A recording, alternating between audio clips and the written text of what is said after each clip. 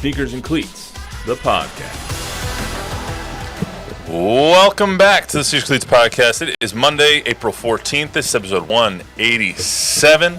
Don Harris, Matt Roy, Bob Gambert, Javier, everybody along for the ride after an exciting weekend of golf and basketball and all that. Don did not have the best weekend, though. Don, you want to say anything before we get started? Yeah, I just want to thank everybody for their thoughts and prayers. My mom passed away Friday morning, and got a lot of great uplifting messages from viewers and friends and people that are just, followers on social media and stuff. And I'm a little worried that she may have been a Nielsen viewer. If she had a Nielsen box, our ratings are going to tank because she never missed a show. Never missed a show. So She texts you after shows? all the time. I love that tie. I didn't like that tie. So she was an exceptional human being in every way. She'll be missed greatly. But we are relieved that we had her for so long. 87, about 2 weeks after her 87th birthday, she passed. So. And she got to hold her great-grandchild. So. She did. So. Yeah. It was wonderful. No easy transition from that, but obviously condolences from all of us, Don. So let's get to some more exciting stuff. Subscribe to the YouTube channel, News 4 Fox SA. If you're so inclined, download, rate, review the podcast. Helps us out a lot with the numbers. The Masters was just chef's kiss this weekend. It was absolutely impeccable TV and drama, and Rory McIlroy finishing off the career Grand Slam. I know Bob doesn't like golf, but at least he knows who Rory McIlroy is now. Number 2 in the world. Yeah, there you go. See, I told him that right before the broadcast. So we'll talk all about the Masters and the extraordinary scene yesterday when that final putt dropped from Rory McIlroy and the extraordinary job that Jim Nance and Trevor Immelman did on the broadcast afterwards. Plus, the Spurs wrapped up their season in what was a tough and tumultuous 8 months against the Raptors. Yesterday, they won 125 to 118. We'll do full post-mortem on the Spurs season from hell here, including hearing from Wemby for the first time since he was ruled out for the season in February. But first, I'll start with Rory and the 89th Masters. So, first and foremost, congratulations to him. That was just incredible theater yesterday, especially when the scene on 18 after he made the putt in the playoff, you could see almost not literally but figuratively the weight of the past 11 years of all the close calls, of not winning a major since 2014, of the crumbling that he did in 2011 at the Masters. You could just see the weight lifted. The crumbling he did last year at the U.S. Open. Yeah. I mean, to me, that was one of the biggest collapses of all time. He had 2 4-footers that would have won it and missed them both. And then he missed a short 3-footer yesterday in regulation. Yeah, I mean, you could just see the relief kind of pour out of him. It was just seeping out of every part of him. It wasn't even relief, and you'll hear from him in a second here. It wasn't even relief, or it wasn't even joy. It was just relief that the pressure was finally off. It was amazing pressure. Yeah, let's hear from Rory real quick. That was all relief. There wasn't much joy in that reaction. It was all relief. And then the joy came pretty soon after that. But that was, I've been coming here 17 years, and it was a decade plus of emotion that was that came out of me there. Seeing the moment on 18, it was just so pure. I made the dumbest decision ever yesterday, and I went golfing myself just about the same time that Rory and Bryson DeChambeau teed off. So I was trying to watch while I was playing, so my round went to crap, but it was highly entertaining on my phone while I was watching everything. But anyway, it was just, I got off the course and I got into my car and I was just watching the last 3 holes on my phone. And I couldn't even drive home because I didn't want to miss anything. And he misses that putt on 18, and I'm like, God, no, don't let this happen to him again. He makes the putt on 18 in the playoff, and even I got emotional. I started getting teary-eyed. Jordan, my wife, who doesn't watch golf at all, but likes Rory because of Full Swing and has gotten more into golf because of Full Swing on Netflix, even she cried. Seeing him break down as soon as the putt dropped on 18 made me and made my wife emotional. And all of that it was insane. Yeah, it was great. It was almost as good as Tiger's comeback in 2019. Not quite, but it was. Quite. I had a similar feeling though watching yesterday with Rory as I did the return to glory and Tiger making that putt in 2019 and winning his first Masters. And I think the missed putt on 18 in regulation added to that. The fact that he had to go earn it again. And by the way, we can talk about, and that's all the highlights usually are, the putts.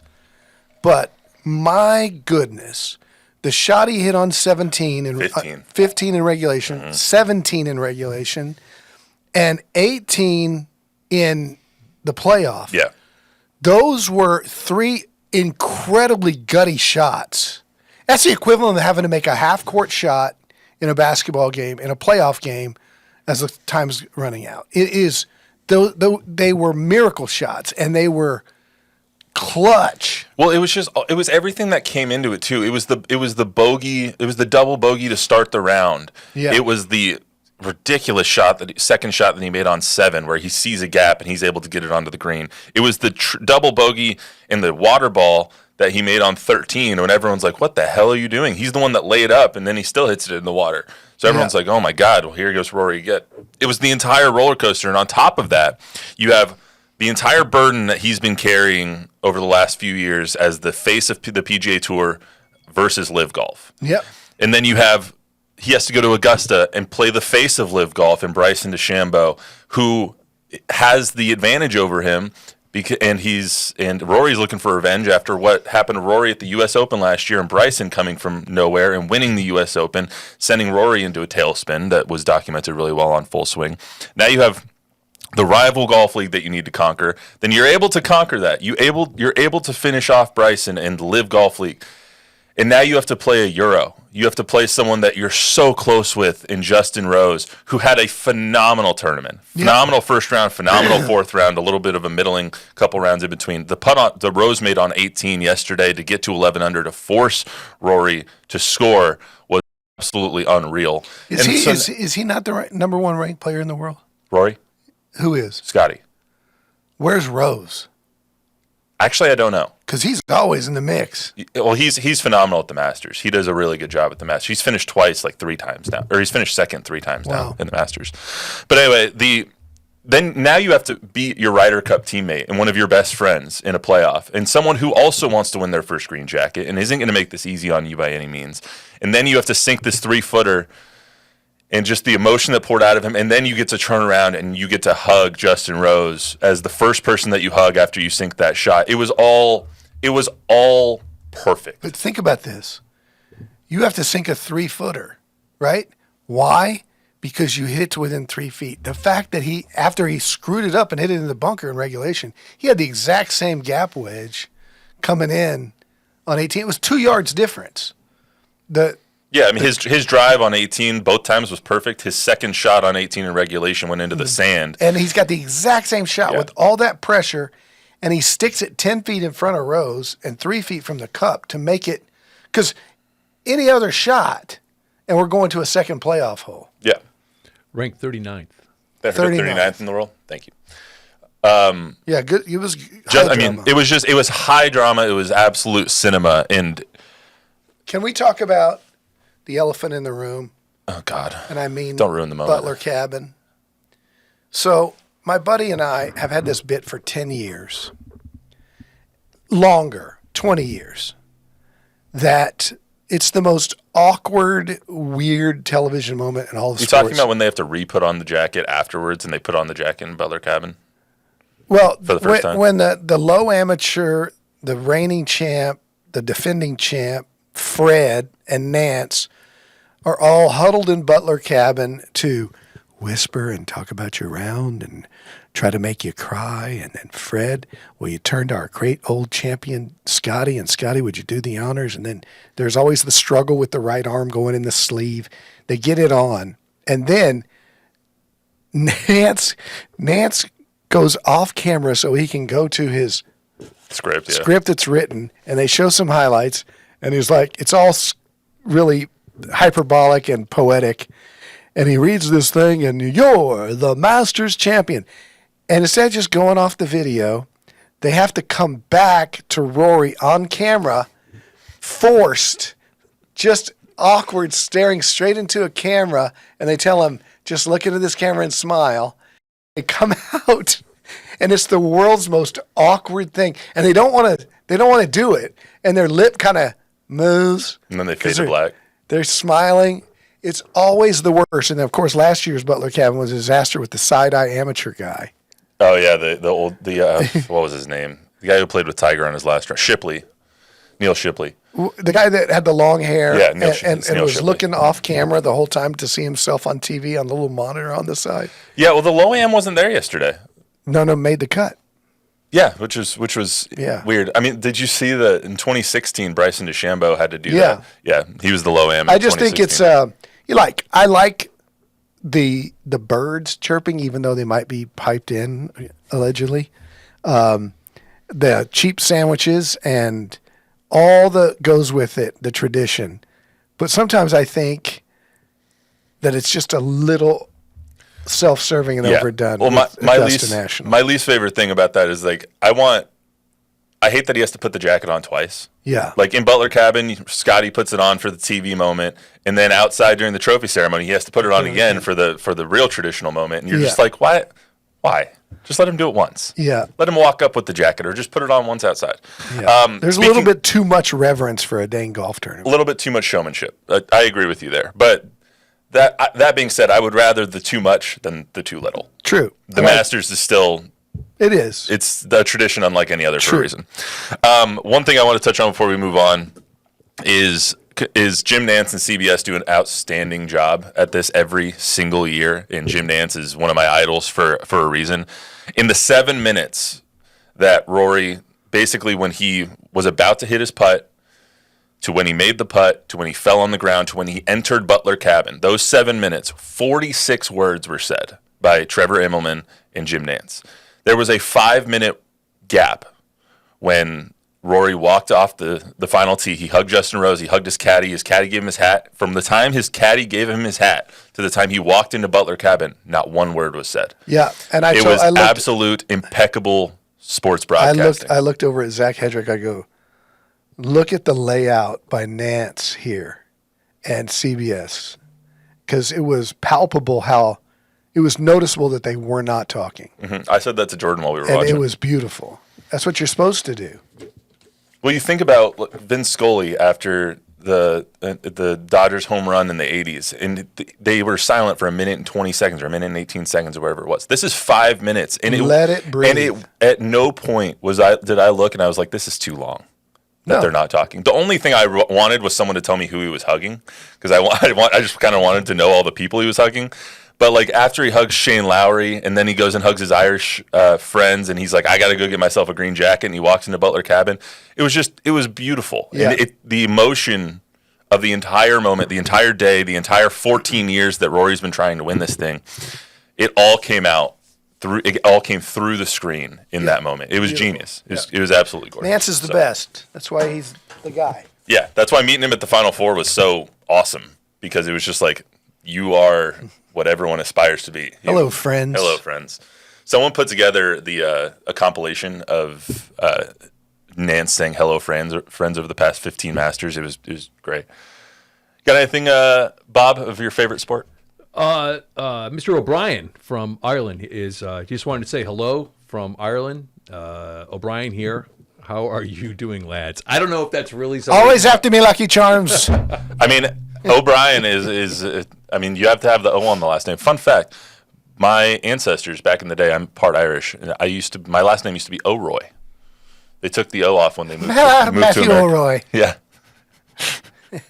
They took the O off when they moved to America. So You are not a leprechaun, my friend. You're 6'8", 274 pounds. I'm actually 3 leprechauns stacked on top of each other. Yes, you are. So A gargantuan of a human being. O'Brien, if you thanks guys for are looking tuning at in. the camera, it doesn't do it justice just how huge this guy is. Well, yeah, Don's sitting on a pillow, so it helps. So, anyway, O'Brien, thanks for tuning in. Congratulations to Rory McIlroy, and just a wonderful Masters. Where are they going to have it next year? At Augusta, you ninny. Swear, I hate you. You know what they're going to do? They're going to move the U.S. Open. They're going to move the PGA, and they're going to move the Open Championship. But Augusta stays at Augusta. All right, let's go to the Spurs here. So the Spurs, end of their season, tumultuous season, tough season for them. They end up 34-48 on the season. They end up beating the Raptors 125-118 yesterday. Before we get into the minutia of the season and everything that came along with all the sound bites that we got yesterday, which were plentiful, give me a quick 2 minutes on your thoughts on the entirety of the season, the 30,000-foot view. You know, Mike Finger, the Express News, kind of helped me along today. I read what he wrote, and his preseason prediction was 34 wins, and that was foreseeing Victor playing all 82, and it was not foreseeing the Fox trade, and it was foreseeing Castle having a good rookie year. And so when you consider that they won that many games with Vic playing as few as he did, and then Pop going out. Fox and Pop going out, a 12-game improvement. I wonder if we would have thought a 12-game improvement with a healthy Vic all the way through would still be good, or would it be disappointing that they didn't make the playoffs? With Fox coming on board and with Castle, I think the surprise. Look, you know me, I'll take all the credit in the world for discovering Steph Castle, wanting them to draft him. I said he was going to be the rookie of the year. I said he was going to be the best draft player in the draft. I said he was going to be the rookie of the year. He was all of those things, and yet he was way better than what I thought he was going to be. The guy is a borderline all-star right now. I mean, he is a dominant rookie. And when you think of those three going forward healthy, no matter who they put around them, I think it's another 12 games again next year, if not more. I think they're going to be they're going to be Houston. They're going to be close to a 50-win team and in the top 5 in the West, as hard as the West is. So to put it succinctly, you were encouraged. Very much encouraged by the season this year, despite all of the trials and tribulations. That to me, it was, the thing was always Wemby. He was, we got Wemby. We got Castle and Fox, and those two guys. I mean, the Spurs could have 3 All-Stars at some point, and I think they've got they're close to being a team. They've got the 8th pick, probably.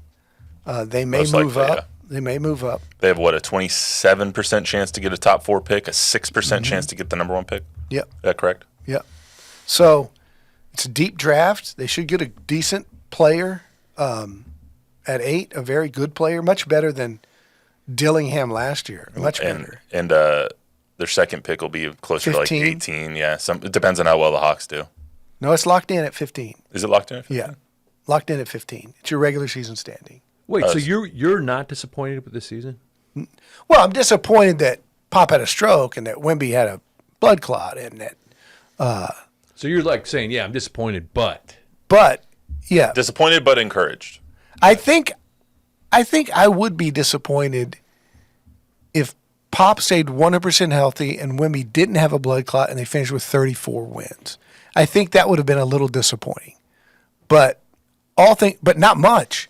And all things considered, I'm not disappointed at all. At the beginning of the season, we said 41-41 was probably what we wanted them to be. That was reasonable. That would be reasonable for them to do, is be about a 500 team. Would they have gotten there if Wemby doesn't get hurt? Maybe. I think so. I think so too. I think if you added, we said that barring health, and obviously health. And we said that with not knowing they were going to get Fox. And health struck early too. I mean, Pop went down early, and then you have Wemby in February. Jeremy Sohan didn't play much this season. Vassell was injured for quite a while this season. It was like a lot of guys got hurt, and obviously you have to be able to withstand a lot of those things during an 82-game NBA season, and so health is always going to be a factor. But it was the top-end guys that got hurt. It wasn't like Keldon. And I'm not saying Keldon's disposable, or expendable, but it's not like Keldon got hurt. It's Wemby that got hurt. It's Devin Vassell that got hurt. You're the gambling guy. You're the gambling guy. What would have been the preseason odds that Chris Paul plays in all 82? 10,000 to 1. Yeah. Like, Should have taken that. my God, I didn't see that coming. We're going to talk about that in a second. But want to talk about Victor. He spoke pregame yesterday for the first time since his DVT was diagnosed, since he was ruled out for the season. We've seen him around. We saw him at the Final Four. We obviously saw him traveling with the team. But this is the first time he's actually been brought out to speak to the media. So they were asked, or he was asked, kind of look back at this season. What did you think of it? And this is what he had to say.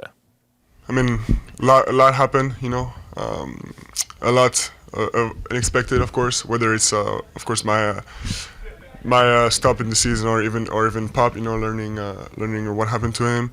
It's stuff like this. But looking back, there's some great memories. I'm thinking about the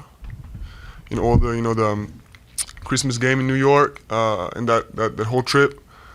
The Paris games, those are all incredible memories, and there's even more to remember about that season. I mean, all the LA situation, we're there for a while. I mean, but I said before, it's all about adaptation. So we adapted, and I think we can. I think my teammates really showed some incredible things in the past months, and really built for the future. And I mean, I think we probably have a big reward for that, because I think Steph pretty much, did the job to getting Rookie of the Year, and if he does the job tonight, I think he's got it unlocked. So it's we still get some incredible memories and incredible rewards for that season.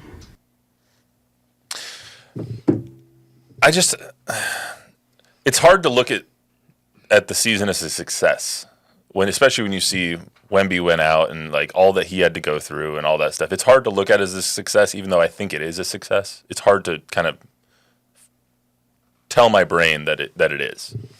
Well, go look at the Western Conference standings and look at the Phoenix Suns, who don't have the same kind of excuses and have that roster, and they're basically in the same exact winning percentage. Yeah. So they're in a much better position than the Suns are, that's for sure. Who just fired Mike Budenholzer today. Who, by the way, I mean, they've got dumpster fire. Beal, Booker, and Durant on their payroll, and they've got the same record. Yeah. Wemby also went on to say that this is just a small hiccup when it comes to his health, that he has no long-term concerns, that he should be cleared relatively Said he's quickly. De'Aaron Fox also said during his media time that he and Wemby will be cleared around the same time, about 8 weeks or so, for contact, to be able to actually practice together. So they'll be able to get a lot of off-season work on this team going forward. I know you wanted to comment on Wemby and his health aspect of this, and kind of the difference between when Kawhi got hurt, the difference between when Wemby got hurt, and the trust in the doctors. Well, there's a soundbite from Wemby yesterday where, no one asked him, and on his own, he went out of his way to praise the Spurs medical team and staff and the organization and the way they do things and the trust and the care that they took of him. And it's just one of those little seeds that makes you think, if and when he has a way out, he may not take it. He might be Giannis, stay in a small market, re-up with the Spurs because he believes in the team. There's always conspiracy theorists that, he's going to go to the Lakers, or LeBron's going to buy the Las Vegas expansion team, and LeBron and Clutch are going to take him away, and the NBA is going to want him in a different market. There was a soundbite yesterday that after we dealt with what Kawhi did and how Kawhi felt like he was treated, for Wemby to go out and say the exact opposite. I trust these guys. I trust everything right here in San Antonio. Hospitals here, doctors here. I thought it was encouraging for his long-term future here. De'Aaron Fox's comments made me think, how big is this offseason for those two and for Steph Castle to kind of get in the groove of things with the three of them? As we stand right now, the three of them are going to be the stars of this team for the foreseeable future. Well, I think De'Aaron's going to be really busy this summer counting his money. He's going to sign a monster deal this summer. He's going to sign a monster extension. And but I think those guys will get in the gym, and the fact that Fox wants to, and that none of those guys, I think it's going to be interesting to see. I would not expect for Wemby to play Eurobasket for Team France. Yeah, that'd be interesting. Not with his not with his injury situation. It'd be kind of a bad look. I think the Spurs would have the say there to be able to say they've always let him. Manu wanted to play while injured, and they say if you really want to play for your country, we're not going to stop you. In this situation, I think they will strongly be encouraged not to. Wemby was also asked about the Pop situation and if he needs to know what Pop's doing before the offseason starts and whatnot to kind of get his mind at ease, and this is what he had to say about Pop. I mean, it's I trust the organization. I trust Pop to make all he can to come back to get his energy back, and I also trust Mitch to grow into that role. So it's I think we're in good hands. We're supporting each other all throughout the organization. So I don't know. It's something I'm ready for anything, and I know the organization will do the good decisions. Got two questions for you off that soundbite. One Pop, one Mitch. One, you've covered this team for a really long time. I want you to put on your look into your crystal ball here. How fast of a timeline can people expect for a Pop decision, I'll put it for lack of a better term, on if he'll be back? I think it could go all the way up to the start of training camp. I think it could go into next year again, just like we just dealt with this year. I do. So you think that like by Christmas next year, we could still not have a decision on whether Pop is going to return to coaching again?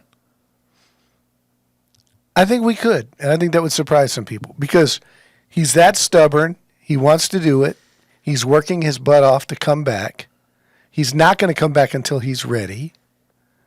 If he's not ready by the start of the season, I don't think that necessarily means in his mind that he won't ever be ready and therefore would just give the Spurs free rein to hire somebody else. I thought, first of all, don't go where you're going. I know where you're going. First of all, he's going to make the decision. He's going to make the decision whether it's him, and if it's not him, he's going to make the decision on who it's going to be. That leads me to my second question. The little comments in there of Mitch will grow into that role made me and you perked both of our ears up about, is this Mitch's job to lose? Well, it made my ears go, play it again. Can you play it again, Javi? This is how I took it. Yeah, I mean, it's I trust the organization. I trust Pop to make all he can to come back to get his energy back, and I also trust Mitch to grow into that role. So it's okay. I think I also trust Mitch to grow into that role. So if you're Wemby, right? If you're the Spurs, you probably have discussed, and if you're smart, everything with your franchise player. Mm-hmm. Like, what do you think? Wemby. I think it sounds to me like if it's not going to be Pop, that it's going to be Mitch. And I wouldn't have said that until I heard that soundbite. I thought, just like everybody else, that the Taylor Jenkins, the Steve Kerrs, the Mike Budenholzers, not in particular, but those people, really good high-quality head coaches might be on their radar if Pop decides not to come back. In hearing that, it makes me think that Mitch is the guy if it's not Pop. I agree. That's what it made me think as well. And when you hear the reverence that all of the guys spoke about with Mitch. Yeah, like they loved Mitch, and they do love Mitch, and the job that he did can't be understated this year because this is not a first-time head coach situation that you were put into. Like, everything that could have went wrong for you guys. I mean, between the fires in L.A. that disrupted that road trip and disrupted all the stuff down there, and Chris Paul needing to take care of his family and all that, to Wemby going out, to De'Aaron Fox's finger, to just everything that you guys had to deal with. He's learning. He's learning too. Yeah. He made. I had some criticisms of him at various times with rotations and such, but I think he did grow. He got a little more backbone in benching guys when they were completely moronic. There was at some point he felt empowered. Yeah. He eventually felt empowered to be able to coach the team kind of how he wanted to coach There was the a team. moment. There was a moment a few weeks ago where Steph Castle wasn't playing great, and he benched Steph, and Steph wasn't in for the last quarter, and somebody asked him about it, and he did not go around it. He did not protect Steph. He said, "No, I just wanted somebody in there who was going to make it, not making mistakes." He said, if you're making those mistakes, you come sit next to me. Basically. That's right. Which was good. So you guys are saying you think that Mitch has proven himself? He's earned the job? No, that's not what I'm saying. I'm saying it sounds to me like Wemby wants him, That's the most important thing. Yeah. and that the Spurs then therefore want him if Pop's not the guy. If you were to ask me, Mitch, Pop, or the field is going to be the head coach next year, my guess would be Mitch or Pop at this point. And I wouldn't have said that a couple weeks ago. I would have probably said, I don't think Mitch is going to get that job. I think that it's either going to be Pop or someone external. Do you say that based on his performance or on just what we've heard? I base that on the players' affinity for him. Yeah, I base that on what we've heard from the players and their comfort level, and the fact that when you look at the season as a whole, he didn't do a horrible job. When you take out basically the top two players on your team, when your third best player on the team is dealing with an injury basically all season, then the fourth best player on your team is dealing with an injury all season, it's hard. And I mean, that first couple of months when you're taking over for a legend like Pop, it's hard. So giving him some grace, winning 34 games in the season is still pretty good for what he was given at the beginning, is what I would say. Hey, can I ask you one more question? No. Damn. All right, go ahead. No, I was curious. Let's say Pop is back for next year. Will he be under more pressure to win and get to the playoffs than he has ever been in his career? Less pressure than Rory was under this past weekend. I would say the answer to that question would be no, because I think when you had Tim, Manu, and Tony, and you were always winning 56 to 60 something games, there was always pressure to win. I remember so many training camps and preseasons where the mantra was championship or nothing. If we don't win a championship, the season is lost. And that was 03, 04, 05, 06, 07. Then it kind of fell off 8, 9, 10. Came back around 12, 13, 14.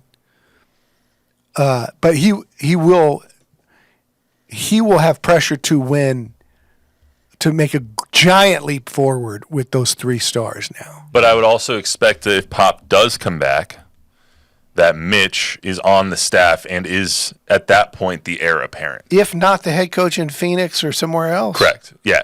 I would expect Mitch at this point to be the heir apparent for Pop. After what we saw, after what we've heard, after all that, I think that's kind of the lot that the Spurs have for him at this point.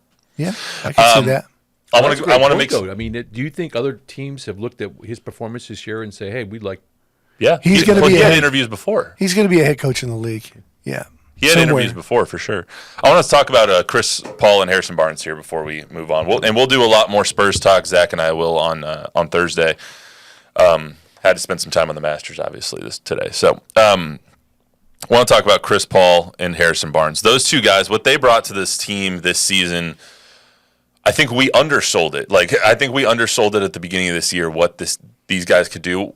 Obviously, we looked at Chris Paul, and everywhere he goes, he improves the win total. And improving the win total from last year was important this season because eventually players have to learn how to win. And eventually players have to learn how to be the adults in the room. And by bringing in the 2 adults in the room who played 82 games this season. Yeah, amazing. Chris Paul, Harrison Barnes, Julian Champagnie played 82 games this season. Steph played 81. Becoming the first 3 players since 2001-2002 season for the Spurs to play in every game in a season. I mean, it's just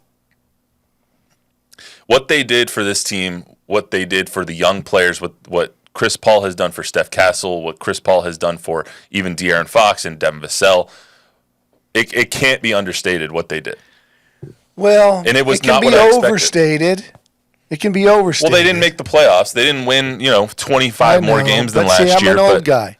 And I remember when 82 games is what you're supposed to do. Yeah, but that's not the game we live in now. I know. That's not what we do now. But it's not like some the 500 games is impressive. He's 39. Chris Paul's 39 years old. It's impressive. There's no doubt it's impressive. It's the most games by a player of his age in NBA history. But it's okay. But it's quantifiable. Okay, then that makes it very impressive. I'll stand corrected. But it's also, you go back and you look in the 80s and 90s and up until Pop invented load management with Tim Duncan, guys played in 78 to 82 games every year. Yeah. All the time. You didn't take a game off to rest. It just wasn't done.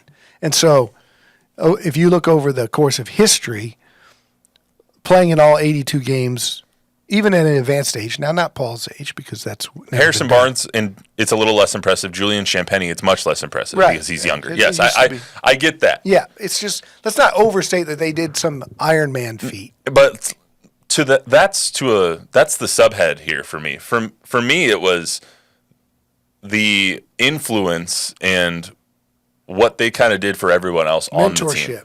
Like them being those veterans.